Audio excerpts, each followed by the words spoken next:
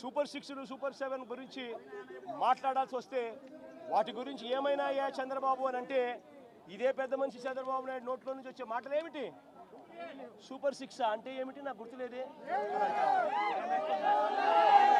Super 6 super 7 ఇవా రాష్ట్రంలో అని ఇవ్వాలంటా ఉన్నాను.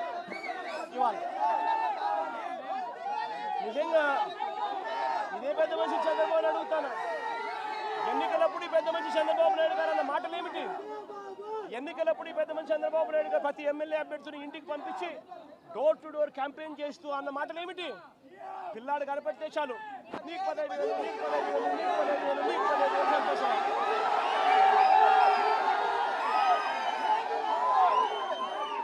ఇంట్లో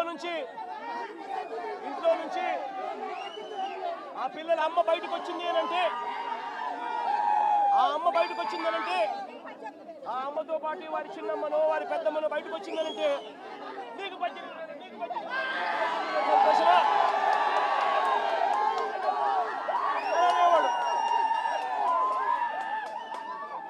ఇంట్లో నుంచి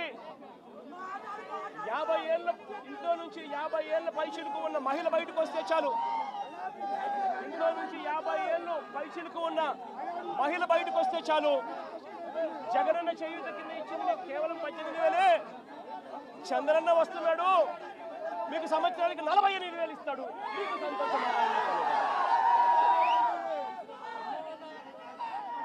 ఇదే పెద్ద చంద్రబాబు నాయుడు ఇంట్లో నుంచి ఒక 20 ఏళ్ళ పిల్లాడు బయటకు వస్తే చాలు, చంద్రన్న వస్తున్నాడు, నీకు నెలకు 3,000 సంతోషమా నీకు అని అనేవాడు.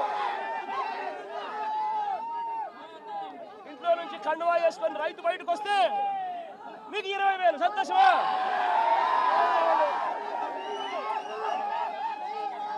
అడుగుతా ఉన్నా, సూపర్ 6 అన్నావు, సూపర్ 7 అన్నావు, ఇంటికి వెళ్ళి అబద్ధాలు చెప్పావు, మోసం చేస్తా ఉన్నావు.